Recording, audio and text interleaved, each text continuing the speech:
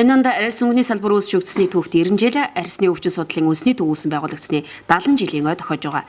Айгаа хөгтөн олон арга хэмжээг зохион байгуулж байгаагийн нэг нь өчигдруулсан салбарын хөгжилд үнэтэй хувь нэмрээ оруулан залуунаас эрдэм мэдлэгээ арьс өнгөний салбарын хөгжүүлэх хүн ардынхаа эрүүл мэндийн манаа зориулсан үе үеийн ахмад бурлуудынхаа хөдөлмөр алдрыг тэмдэглэсэн явдал байлаа. Өнөөдрийн энэ албаны маань түүх үнэхээр одоо энэ ахмад бурлуудтай маань салшгүй холбоотой. Дээрээс нэмж хэлэхэд миний багш бид бүхний багш долгор багш маань өнөөдөр ардын эмч, хүний гавьяат эмч амьдралынхаа 90 жилийн наснаас 70 жилд нь арьс өнгөний албатай холбоотой энэ арьс өнгөний албанд ажиллаж хөдөлмөрлж мөн өнгөрсөн онд л дөнгөж гавьяаныхаа амралтанд гарсан ийм сайхан багш маань биднийхээ дунд байгаад нь бас их маш их бэлгшээж талархалтай байгаа. За ингээд олон жил манай диспансерийн дарга хийж, намын дарга хийж исэн манай үзэн иш гэмч маань байна.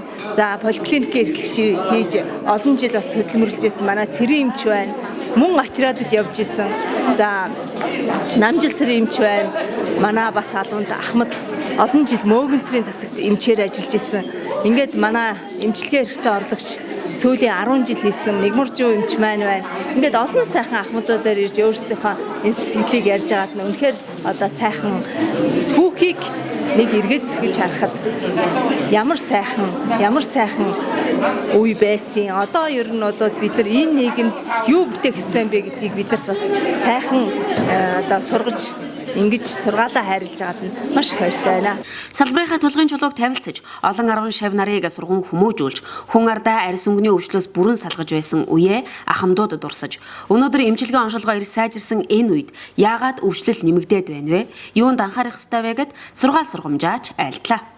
Та нартай хамгийн гол нь бүтээл хийж байгаа бүх ажил чинь олон талын амжилт зэрэгцээ та нарын гэр бүл өөр хүүхэд бүх хүндүүд эрүүлэг аж аргал сайн сайхныг хүсэн өрөө. Манай одоо хайрт багш долгор багш маань баг одоо энэ байгууллагын одоо эхнээс нь холоод ажилласан гэдэг юм. Яг 25 оноос эхэлж энэ байгууллагын энэ ажилд одоо ажилласан юм хүн. Өөртөө онцгой гавьяатай одоо Монголын ард түмэн 3 сая болсон энэ тохиолдолд энэ байгууллагад ажиллаж исэн хүндтэй ахмадууд энэ хүмүүстэй сайшгүй холбоотой гэж боддог юм аа. Ингээд цаашдаа энэ арьс өнгөний юм судлалын нэгдсэн төв одоо сүүлдээ арьсны өвчин судлалын нэгдсэн төв болсон энэ төвийг одоо залгамжлан урд үе одоо салгамжлан одоо хөгжүүлж ингэж яваа энэ арьсны өвчин судлалын үндэсний төвийн одоо дахиад цогцсог энэ хамтлаганд маш их баярлалтай шүү. Энэ эмнэлгээ одоо эмнэлэг шиг эмнэлэг байгууллага шиг байгууллага болгож орчин үеийн одоо ангаах хаан энэ хөгжилтэй мөр зэрэгцэн ингэж явж байгаа тойд их баярлалаа. Төндөө срэйтийн төндөө анд сууж байна. Төндөө бэтэр Аамтар 58-аас 60 онд Монгол Улсын коммунист хоёр улсын тогсон отрядад Говьяатай аймагт ажилласан. Битэрийн гавьяавал Говьяатай аймгийг арьс өнгөний халдвар төвчнээс үндсэндээ бүрэн чөлөөлсөн ийм хоёр хүн гэдэг дурсаж хэлмээр байна. Хармасмаар нэг ийм сүүлийн үед одоо энэ өнгөний өвчин гэдэг юм байна. Одоо сүүлийн үед шээс бидгийн замаа гэж ярьдаг. Өнгөний өвчин нэмэгдэжээ. Төрөлхийн температур хөвгд гарч байна. Энэ бол маш муу үзүүлэлт. Өөрөөр хэлбэл температур өвчин газар усны нэгэн хамгийн тод хэлбэл төрөлхийн температур хөвгд төрж байна. Хэрвээ одоо энэ эрүүл мэндийн яам энэ талаар алхам хийхгүй бол энэ муухай шоогддог давтагдаж бодсоч байна гэж ингэж бодож байгаа юм аа. За би энэ тасагт 77 онд шилжиж ирсэн. Шилжиж ирээд миний хамгийн анх ажилласан хүн бол цэрэн эмч. Өнгөний тасагт би цэрэн эмчтэй цуг ажиллаж байгаад 3 дугаар тасагт долгор сар эмчтэй хамт ажиллаж дараа нь төндөө доктор энэ захирал цог цэцэг бид гурав гар бие нийлж сайхан хамт болон ажиллаж манай тасаг ажлаараа шалгарч хүн болгон 10 төгрөгийн шагнал авч бид нар хөдөл самбар 6 тавиулж байсан. Энэ мөчийг би мартдаггүй. Би 1932 он төрөөд 1953 3 Хавд аймгийн арчилгын нэгдсэн эмнэлэг ажиллаж байгаа яатрагч, цовлогч тэгээд бид нар тэнд одоо нэг орсончтой, нэг нэг баганчтай, нэг цовлогчтой, 4 асрагчтай гэж ажиллаж байгаа. Манай Орос энэ ч бол 1961 он хүртэл ажилласан.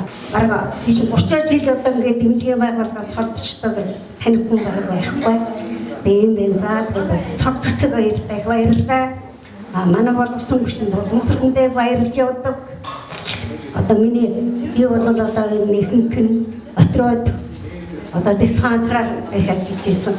Энэ бол 53 оноос Оросдоо ажилласан да. За баярлалаа. Цугласан болгондоо одоо байхгүй байгаа Нямд орж ядам сүрэн бусад олон нөхдүүдийг үргэлж санаж дурсаж ярьж явдгаа хэлэхэд таатай байна. За ингээд одоо энэ хамт олонны удирдах байгаа учраас одоо олон улсын төвшөнд бэлэн хүрэх ийм том алсын зорилт байгаа. Энийг чадамгаа зохион байгуулж байгаа, удирдах байгаа, боловсон хүчнээ сурган хүмүүжүүлж байгаа цог цэцэг захиралтай удирдлагын багийн хамт олонд ад жаргал сайн сайхан ажлын гүн дамжуулалтыг хүсэж өрөөё. Энэ хүн ардынхаа эрүүл энхийн манаанд амьдралынхаа бүхий л цаг хугацааг зориулан үр хүүхдүүдээж үе залгамжилсан эмч нар болгон сурган хүмүүжүүлж аваа буурлуудынхаа үнэтэй зөвлөгөөг авч салбарынхаа түүхэн дурсамжийг сэргээсэн сайхан уулзалт боллоо.